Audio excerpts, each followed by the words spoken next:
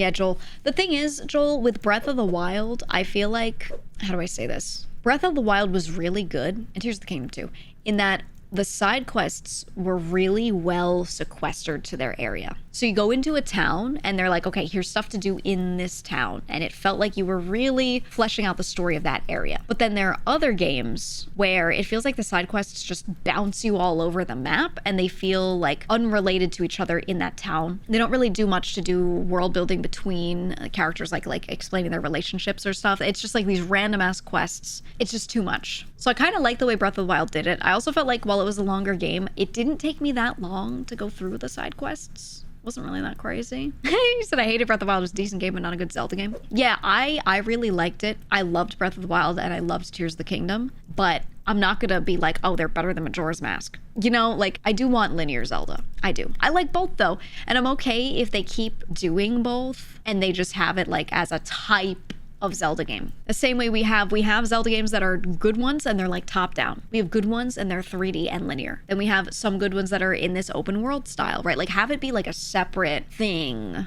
I'm cool with that. So I love Tears of the Kingdom. I know everyone hates it, or everyone you know hates it. A lot of my friends liked it. They thought it was better than Breath of the Wild. They were like, why even release Breath of the Wild? It should have just been this one. I thought it was really good. Breath of the Wild was good, but it had some stuff in it that was overall. I thought Tears of the Kingdom was the better game, honestly. I think I didn't really care about the gimmicks of like building stuff. I thought Ultra Hand to like pick things up and move it around for puzzles was really good. I didn't care to make contraptions, you know? I was okay with just like it being open world in the, yeah, like you do things in whatever order you want kind of thing. I honestly think what they should have done with Breath of the Wild and Tears of the Kingdom, keep the game as is, let you run around and do side questing as much as you want, whatever, but still have certain areas be unlocked in a linear way, because Majora's Mask was like this, right? You could go and do things in any order. You could go to any part of the world once you know how to get there, if you collected items to get there, right? So just do the same thing. Make it with Tears of the Kingdom. You can't get to certain areas until you have certain items, which means, yes, there is an order you have to do certain temples in or certain areas, right? Oh, I can't get to this underwater place because I can't dive underwater for long enough. Maybe I should go to the Zora area and do whatever quest line is there first, right? They could have kept the game as it was, feeling really open world, but then still having a bit of a linear thing going on with like what area you have to do before the others. I think if they just did that, it would have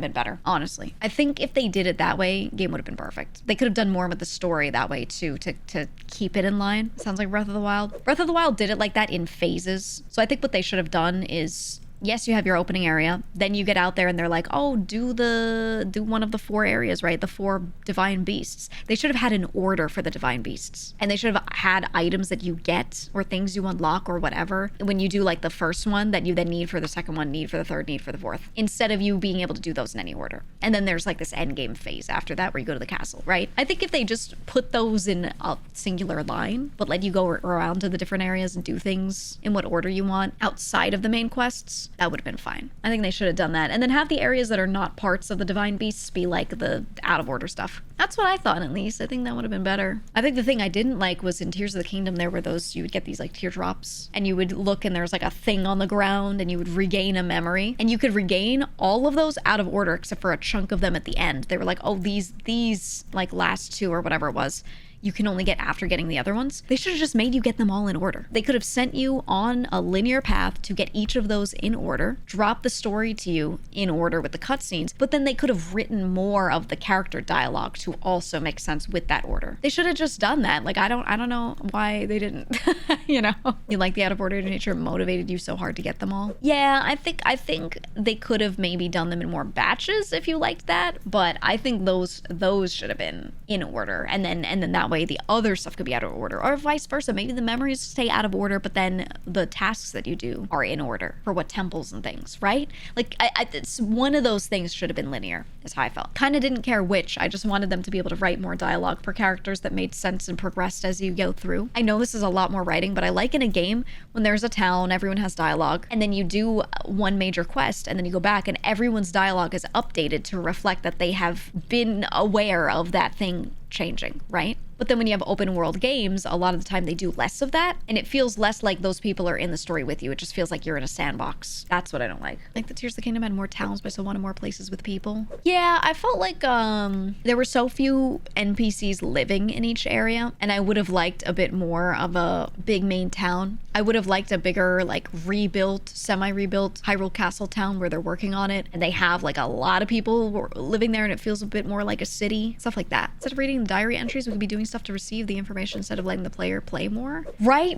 You would go and read. You would go read her diary in the attic, and you'd be like, oh, she's liking Link more over time. They could have made that actual scenes with interactions and stuff. Instead, you just read her diary about it, and then at some point she's like, oh no, don't read my diary. That's so crazy. But you never get to see those characters develop next to each other, right? I think that's where they missed. Ocarina of Time, Castletown still feels busy. Yeah, it realistically didn't have that much in it, but it was just like the people were very present. It was the physical design of it as well. Yeah, I agree, Garrick. The dungeons, like, so I liked the divine beasts, the idea of it, but them all having the same visual aesthetic on the inside and the bosses being really similar felt so not worth it. I would have been cool with it if you had like a boss for that area, and then you also faced like the piece of Ganon, you know, Calamity Ganon, that was like that element. That would have been really cool. But I feel like there should have been like an entire like Zora dungeon to do before or after the divine beast, right? I don't know. There just wasn't really much, like,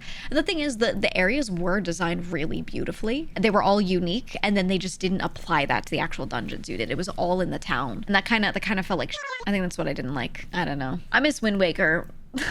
Wind Waker was the best one. I loved Wind Waker. We need more of that, please. You said interesting idea, but Divine Beast didn't scratch the dungeon itch. Yeah, I think the problem was too that you're moving through the same area over and over and you're affecting it differently, but it felt like you're figuring out one big puzzle instead of like doing a dungeon and progressing through an area. It just lacked that. Right? Oh, they consider the trek to get to the Divine Beast part of the experience. Yeah. I mean, I feel like that made... Well, the problem was you could cheese it, right? So the Zora area, when you're walking through and you're reading the plaques as you get up to Zora's domain and all of that, like, yeah, that's part of the experience. Sidon is like swimming next to you the whole time. Yeah, that's part of the experience. I get that with that one. But when I got to like the Goron area, I was just like climbing physically up the mountain. I didn't really like do much of the on the way experience, you know? Or like the when I got to the desert, I just went to the highest point and just kind of like flew in. You know, like there wasn't really much struggle for me to get there. So if they just didn't let you cheese it so much, if you had to stay on the ground and actually move through an area and you could not climb into the area yet, they could have used weather effects in Fog of War, right? Like how they make you go through the Lost Woods and you have to go through the Lost Woods. You have to do the thing to get into the place. Do something like that for every area. The desert, make it like the Lost Woods, right? You have to go through the desert. It's not clear yet. Zora's domain. Oh, it's raining too hard. You can't go in this area yet. You have to walk through this thing, right? There's a lot that just like, I don't know, they could have done differently pretty easily with the same map, right? With Majora's Mask being essentially kind of designed like an open world game, but then you were still locked out of going to certain areas based off of what items you had. That was great. They could have just done that and given you more like unique items, a unique get for each area. What I wanted was for them to have like, let's say a water temple that you go in and then you get a hook shot, let's say.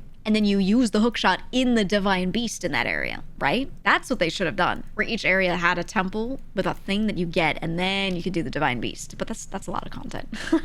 You've never played a single Zelda game? Where's the best place to start? Any of them. I think Wind Waker, personally. The remade version cuts out some of the excess travel in it. I think that's the best one to start with. And then you go back and play... I think the 2D, if you like 2D top-down games, I would play A Link to the Past. A lot of people saying Ocarina of Time. I think Ocarina of Time was like, it's a good first experience for people. I don't actually think it's a good Zelda game that much. I think it's a great experience. It's not very much of a good game. I think you should play Majora's Mask, A Link to the Past, Wind Waker, Link's Awakening. Minish Cap was insanely good. I would actually start with Wind Waker because that game is so charming. So charming. And I feel like it gives you a really good feeling of the original tale of Hyrule and some of the older bits of lore. You don't need important lore though. You can play all the games separately, but games that do a good job of explaining like the lore lore that kind of like sort of recurs in each game. I think those are good ones to start with. Do your Wind Waker is the best Zelda game because it has both Ganondorf and Tingle faction redeems chat. I think my hot take is that Wind Waker had the best Ganondorf. That's how I feel on that. I think he was the best one because he was like a real guy. He was a wizard. Which is the way Ganondorf is supposed to be. He was a wizard and he was really like, he was a bad dude, and then he slowly becomes more and more of like Ganon a bit. He's just a madman. He's a dude going mad by his own right? Which is the way Ganondorf is in like every game. Hot take, I think the Tears of the Kingdom one was actually a really good version of that as well. I think the best two Ganondorfs were those two. I think the Wind Waker one is like the best one character-wise. I think they did such a good job of showing in Tears of the Kingdom Ganondorf being like a real normal dude who then became not normal. The problem was just that it was through like flashback cutscenes instead of like real-time so much. But I think they did such a good job with him in Tears of the Kingdom. And that was probably the thing that made me like the game the most, was just him, honestly.